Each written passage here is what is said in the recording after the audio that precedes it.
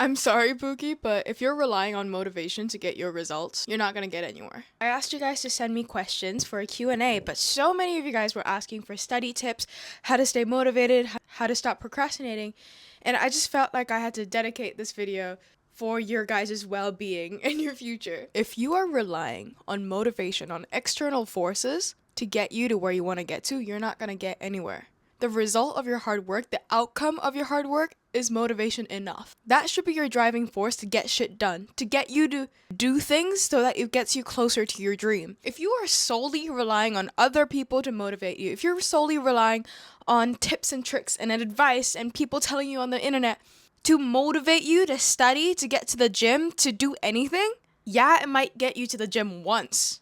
But what are you gonna do when that video is deleted? What if that person stops posting? You have nothing. So you have to understand that if a video is what gets you out of the gym the first time, that's fine, but you cannot rely on it because you are the only person you can actually rely on in this life. Everybody's gonna die alone. Okay, we're getting a little cynical, but you are the only permanent person in your life. You are the only permanent thing in your life ever. So if you cannot rely on yourself, you cannot rely on anything. And you hear people say it all the time, do it tired, do it crying, do it mad, do it happy, just do it, but they don't explain it. They're all trying to explain the same concept of you won't be able to get anywhere if your motivation to get there is external. The realization of your dreams should be motivation enough to get shit done. Stop relying on external forces to move your life.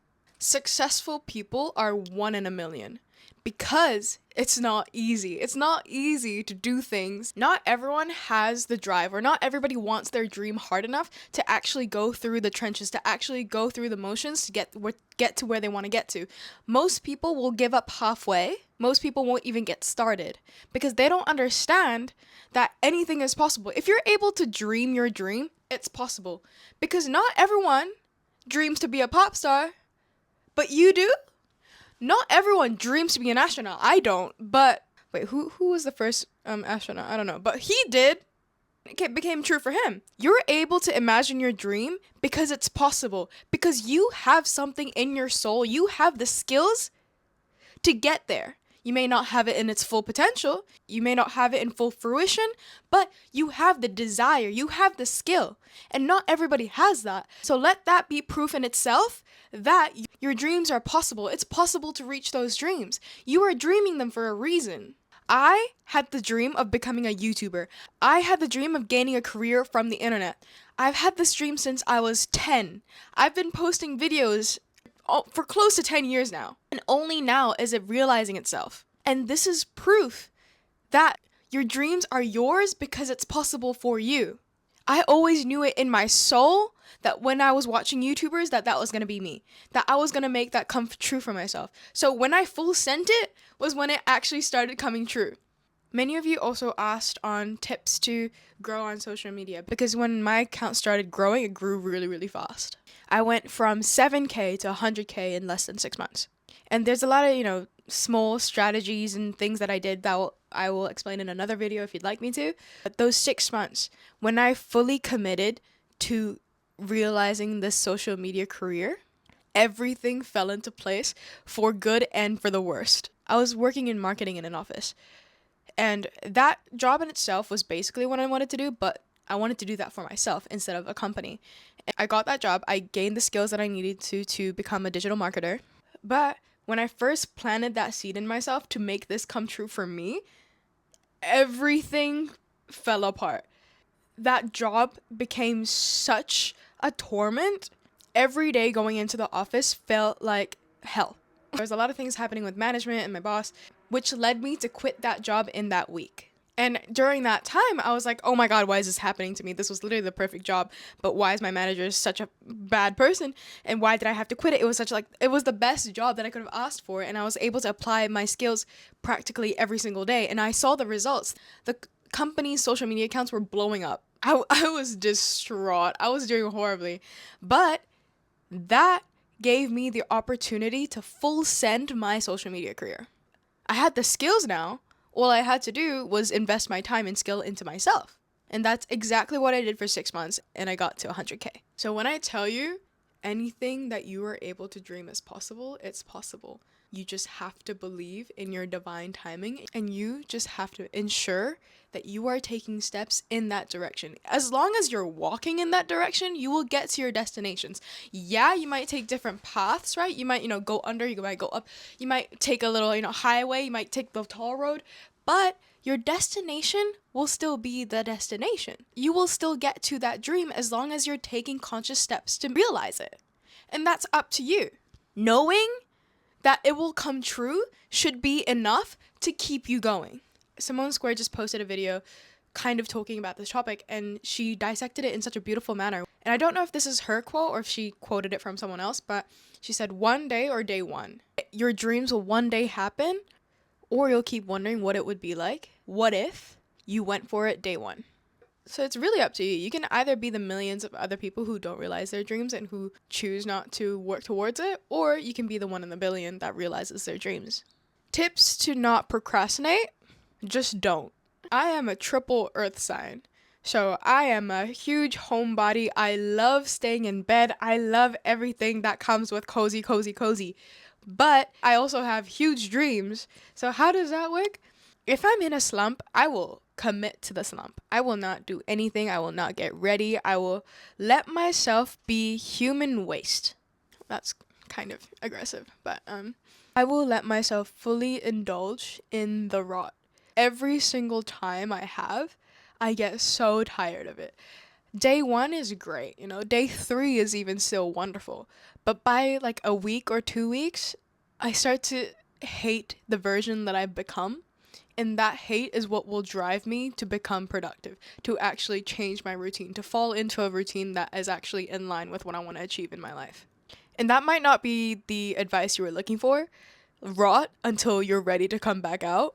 If you have the luxury of indulging yourself in rotting, as in like you don't have a job that requires you to like lock in every day, that's the advice I would give to you.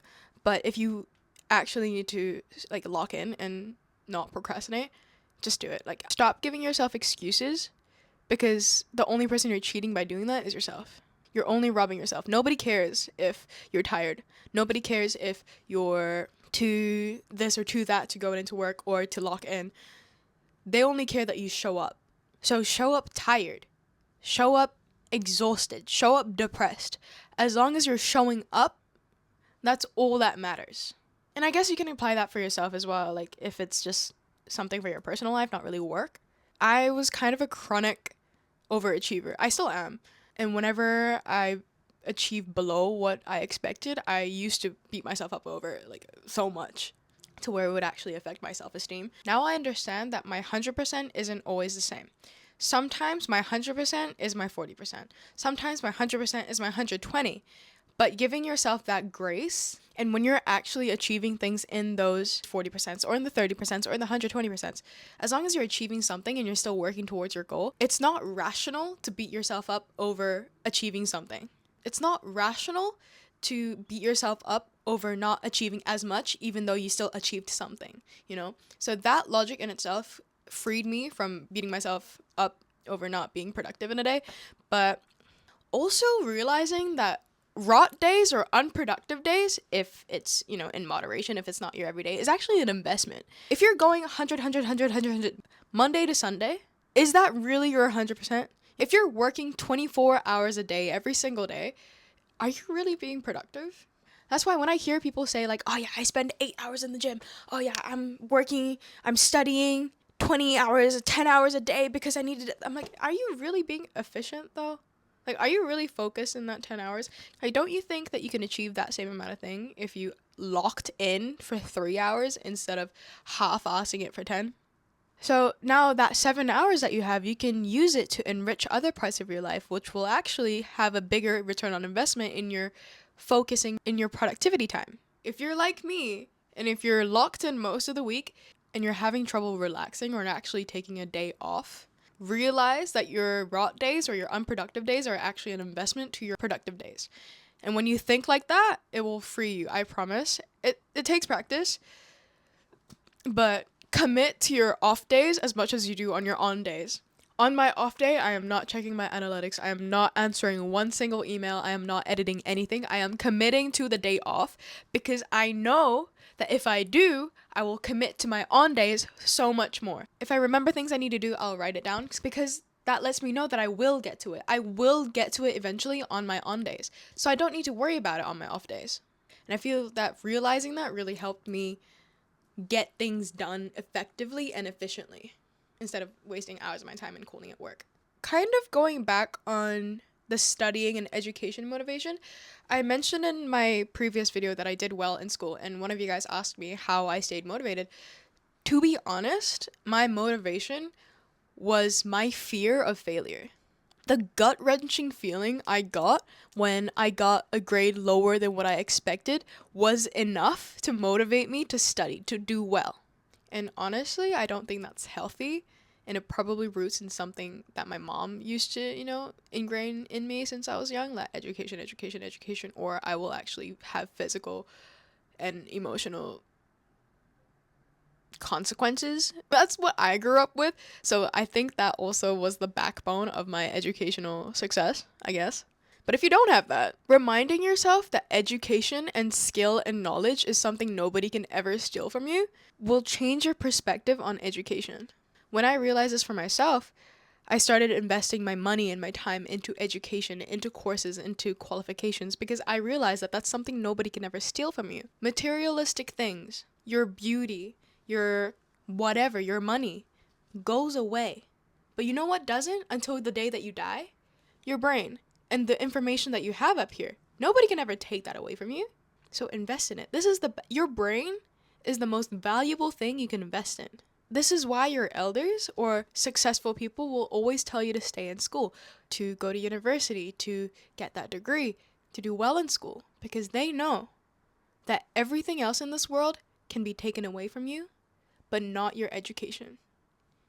I'm very passionate on this, so let me know if you want more, study tips or want to know methods that I use to stay focused. But anyways, that is it for this video. I hope that this was able to give you a new perspective, a new way to seek motivation, which is kind of ironic because my way of seeking motivation isn't to actually seek motivation. But over the next couple weeks or so, you guys will get more videos like this because you guys ask the most beautiful questions. And so I will do my duty to answer them to try help enrich your life.